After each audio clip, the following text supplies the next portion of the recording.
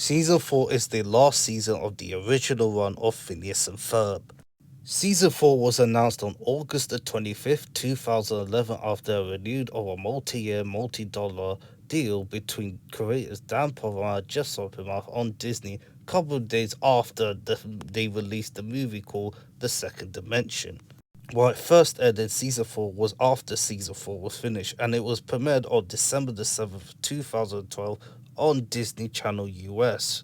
And there are a lot of things happening in Season 4 like Sidetrack and Primal Perry, which recommendation for The Platypus Day, also a sequel of the Second Dimension movie, also the Marvel Universe, the Star Wars Universe, and also that infamous episode of the Valentine's Day, which sets 10 years into the future, and also The Last Day of Summer.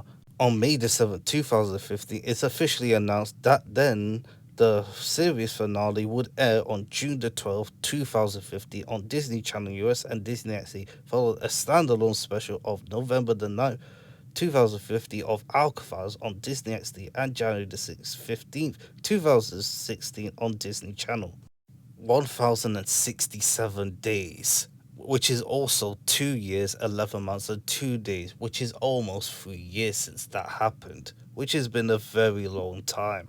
Also, Phineas and Ferb season 4 around 2014 had a hiatus break around mid June or somewhere in July towards March. So that's the reason why it had less episodes around 2015 with only 3. Just like season 3 and season 5, I will be watching it in production order, just like the reactors like React Tuna and Timothy Reacts, which they both did the reaction of Phineas and Ferb, while one did it in production order and one did it in Disney Plus order. I also will be doing it in production order, but this time I'm gonna mix it up a bit, and I will explain it right after I explain it in this video right here. So, let's get on with it. We start off with the last season of the original one, which is Fly on the Wall, My Sweet Ride, Bully Bust, Backyard Hot Bodge, Duck Kimpaloompa, and Just Desserts. I crossed out For Your Eyes Only and Happy New Year because even though it's in production order and the first episode of the airing order of Phineas and Ferb season 4, because in the chronological order, these two episodes takes place after the Christmas vacation episode in season 2, which actually lines up the timeline, which actually makes sense. I'll explain more of the two episodes where I'll put it later. And these are the first 6 episodes of the production, or which I'll do a video once I announce it in the end for now. And then the next one will be B Day and B Story with another 2 episodes connected, just like the ones in season 2 with the Fireside Girl with the Temple Sap, and also the previous one then there. The next one will focus around Perry's point of view, and who remembers Platypus Day, which everyone remembers back in the day when Phineas and Ferb was originally aired. In the 2 episodes I will be doing was Sidetrack and Primal Perry. And it said 206 and 208, even though Time I Not and Mindshare are 407A and 407B, but I'm going to put it, the reason why is because it focuses around Perry the Platypus, and I will be using that as a topic for discussion. The next one, just like in the first of season 4, which I mentioned earlier, also have 6 episodes. Not My Problem, Mindshare, La Candice Cabra, Great Balls of Water, and Where's Perry. But the one episode that changed Phineas and Ferb forever was Happy Birthday Isabel, which is the episode I'm looking forward towards the most because Stacy and Perry, one of my favorite parts of this episode, which actually builds up to revival for a decade later. And then we have when Phineas and Ferb teamed up with the Avengers for Mission Marvel for 411 and 412, which was one of the biggest events of this episode. And this special is over 40 minutes, which I will do in my breakdown.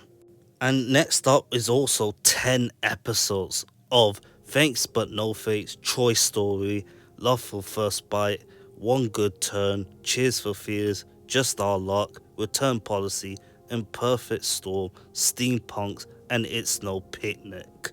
And the discussion will be, does meta jokes work on Phineas and Ferb, as there are plenty of it throughout the original run this season. The next one will be Terrifying Tri-State Trilogy of Terror and Face Your Fear, even though you can see it's in 418 and 419B, while in TBA it has Father's Day, Operation Concave, and Madness at 421B, 422A, and 422B, which is mixed up, but is actually a Halloween thing, which is I keep it. The reason why I cross out Jusselstinowen and Duke 101 because it takes place after the summer ends, and which matches up for the chronological order timeline of Phineas and Ferb. The Kimperley ultimatum is a debatable one. In the episode called Save Summer, Candace mentions about the Kimperley. Remember when you helped us rescue Klimpaloon? They did mention they saved Kimperley, but they did meet Kimperley in Summer Belongs to You, but it actually makes it confusing because there are some people who say it takes place after the summer or before the summer, but I'll let the comments know if you are. Let me know. And then we have a sequel of The Second Dimension called Tales from the Resistance Back to the Second Dimension.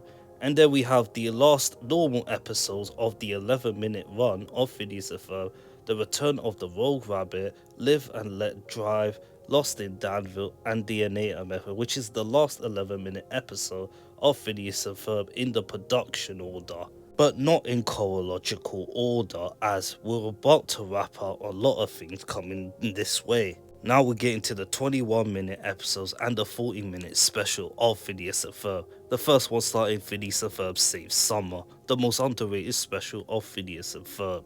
And then we have Night of the Living Pharmacist, which is actually my top 3 favourite episodes and special of Phineas and Ferb. And then we have Phineas and Ferb Star Wars, which is actually my favourite crossover special of Phineas and Ferb. And it has a lot of things to endure, which I will do a breakdown fully once I get to it. And then I will focus on a movie breakdown called Candace Against the Universe, which came out in 2020. Some people will say, what? That movie came out in 2020 while the original one ended in 2015, as it does line up where it is, as it takes place before the Night of the Living Pharmacist or after, and also it takes place before the last day of summer, as you look at Phineas's stripe. And there are some people are watching Milo Murphy before Candace Against the Universe, which makes sense for the first time. As a guy who watched Milo Murphy's Law a lot of time, I'll be watching this first before getting into that point. And of course, the last day of summer, which is actually the summer finale of Phineas and Ferb, which is also the series finale of Phineas and Ferb. And we don't see them again until 10 years into the future, which is 2025, last year. Which has been a long ride for nearly 8 years, which has been so long, which is incredible. I also mentioned Phineas and Ferb musical clips, The Countdown, hosted by Kelly Osbourne, but fuck that episode anyway, because I don't want to mention it right now. But I will be doing it anyways. I also did my own of post-summer episodes, the last of the chronological order before season 5, Duke 101, Jusselstinowen, For Your Eyes Only, and Happy New Year, which is actually the last episode of the chronological order before in-universe 5 months of summer blockbuster in season 5. And we also got a spin-off of Alcatraz, which is actually the completion of season 4 of the production order and in airing order. And this is while Milo Murphy's Law was developing at the time, which was actually released in October 2016. And to end it all off is Phineas, A Complication Story About Love, the epilogue of Phineas and Ferb, Act Your Age. One of the most divisive episodes of Phineas and Ferb of the fandom. For me, this is a perfect way to end this, and since I've done the breakdown in 2021, this is the episode I was looking forward the most to break down, as I'm going to be discussing it a lot once I get to it. I will be doing the charts and the discussions of the end of the original one, as we're going to prepare for season 6 if it comes out before or after I finish season 4. And the perfect way to end the breakdown of the original run is the people that love each other the most. That was worth the wait. Yes, it was. And there you have it, with what is the production order combining with the chronological order from the first episode to the last. I will be doing season 4, but not right now, but next month, somewhere between mid-March or the end of March. But I won't be uploading, but I will get back to work once I do it. There is one change, and it's the Kimpaloo ultimatum, which could take place before or after the summer. Let me know if you thought of it in the comments down below. But until then, hope you have a fantastic day. As always, see ya.